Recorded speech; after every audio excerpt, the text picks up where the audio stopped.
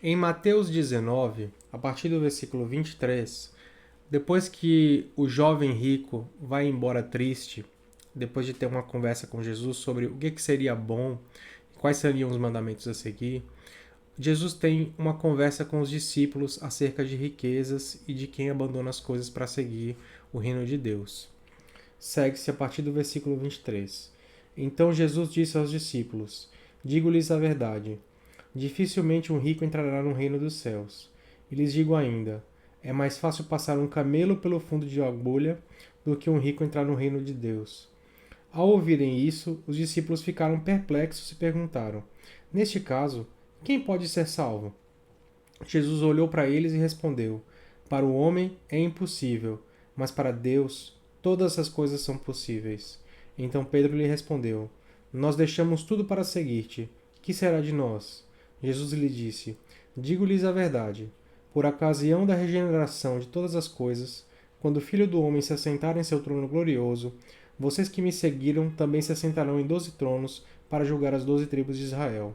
E todos os que tiverem deixado casas, irmãos, irmãs, pai, mãe, filhos ou campos, por minha causa, receberão 100 vezes mais e herdarão a vida eterna. Contudo, muitos primeiros serão últimos, e muitos últimos serão primeiros. Jesus então nos traz uma reflexão que diz que é muito difícil uma pessoa apegada às riquezas nesse mundo material, nesse mundo físico que vivemos, entrar no reino dos céus.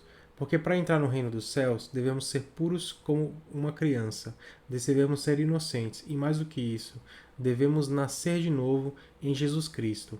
E quando o nosso coração é apegado às riquezas, quando você pensa em, por exemplo, distribuir o que você tem aos pobres, e ele te dá aquela coisa, aquela angústia porque você ama demais o dinheiro, isso é um mau sinal. Significa que você está apegado às coisas deste mundo e não necessariamente você nasceu de novo em Jesus. É claro, isso não é um diagnóstico final, isso é apenas um sintoma de que talvez o seu apego às riquezas materiais representem algo, um revés na tua relação com Deus.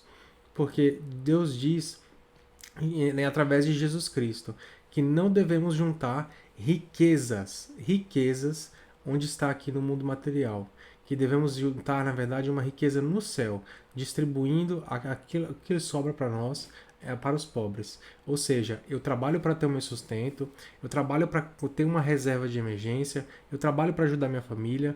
O que sobra além disso, eu posso ajudar outras pessoas, eu posso abençoar outras vidas. E a partir disso, o jovem rico, na história anterior, tinha ido embora triste, porque ele era apegado às riquezas e ele queria conquistar o céu através de hábitos, de conquistas. E Jesus estava dizendo que não é os hábitos e conquistas, que é o coração que importa. Então, para ele abrir mão e dar aos pobres, que ele teria um tesouro no céu, e daí seguir Jesus. E logo depois temos essa discussão com os discípulos, porque eles ficaram perplexos de Jesus dizer: Em verdade vos digo que é muito difícil um rico entrar no reino dos céus. Muito difícil, com esse apego material, ele conseguir entrar no reino. De não deixar para trás as coisas deste mundo, porque é necessário nascer de novo.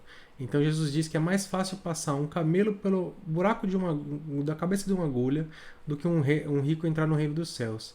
E os discípulos ficam perplexos e perguntam: Uai, se nem o rico pode, se nem aquela pessoa que tinha posses, que obedecia os mandamentos, que aos nossos olhos externamente fazia tudo direito, frequentava o templo, dava o dízimo, se nem essa pessoa certinha pode, quem é que pode? E Jesus vai nos dizer que para os homens isso é impossível, mas para Deus é perfeitamente possível.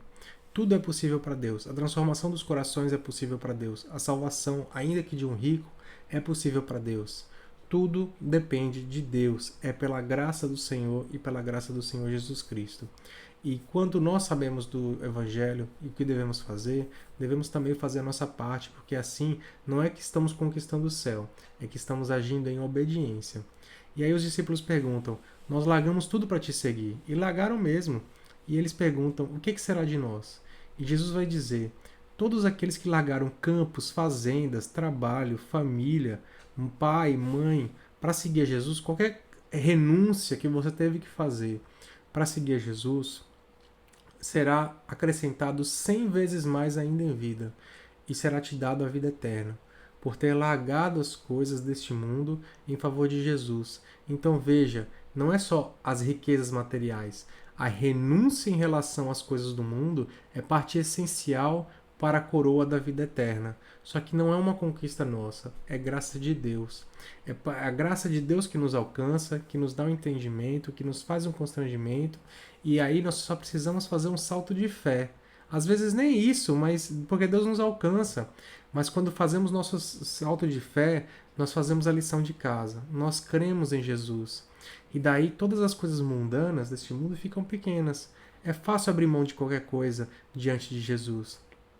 A família, os amigos, os campos, as fazendas, os trabalhos, são todas as coisas importantes que nós temos no dia a dia hoje.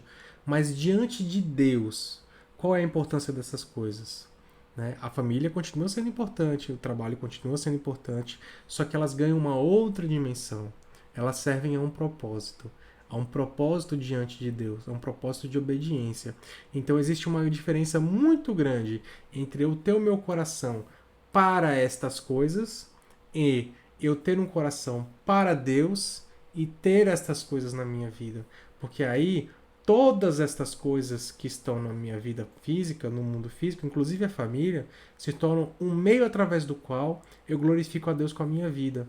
Então, como é que eu glorifico a Deus com a minha vida tendo um relacionamento? É sendo fiel, é sendo amoroso, é sendo como Jesus. Como é que eu honro o meu trabalho, né? Eu honro a Deus através do meu trabalho?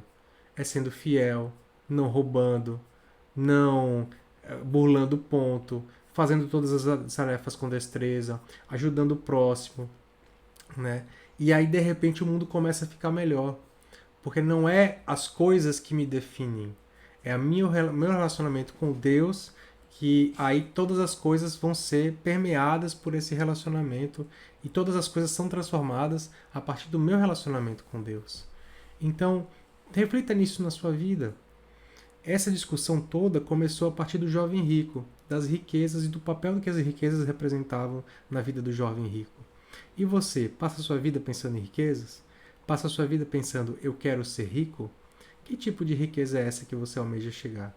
E do que adianta você ter toda a riqueza do mundo e no final não ter uma vida com Jesus, não ter a vida eterna? O que é mais importante? O que é a verdadeira riqueza? Se não ter a vida eterna e um relacionamento com Jesus Cristo. E a vida eterna é essa: conhecer a Deus e conhecer a Jesus Cristo. E vivermos eternamente com coroa de glória na Nova Jerusalém. Pense nisso, reflita e comece a avaliar todas as coisas e circunstâncias da sua vida num filtro de relacionamento teu com Deus, de você honrar a Deus na sua família, você honrar a Deus no seu trabalho, você honrar a Deus na sua casa, nos afazeres domésticos, você honrar a Deus em todas as circunstâncias que rondeiam a sua vida. E aí você passa a falar a verdade, passa a ser longânimo, passa a dar bom dia às pessoas, toda a tua vida muda. Porque o mais importante é o teu relacionamento com Deus, já não são as riquezas. Pense nisso.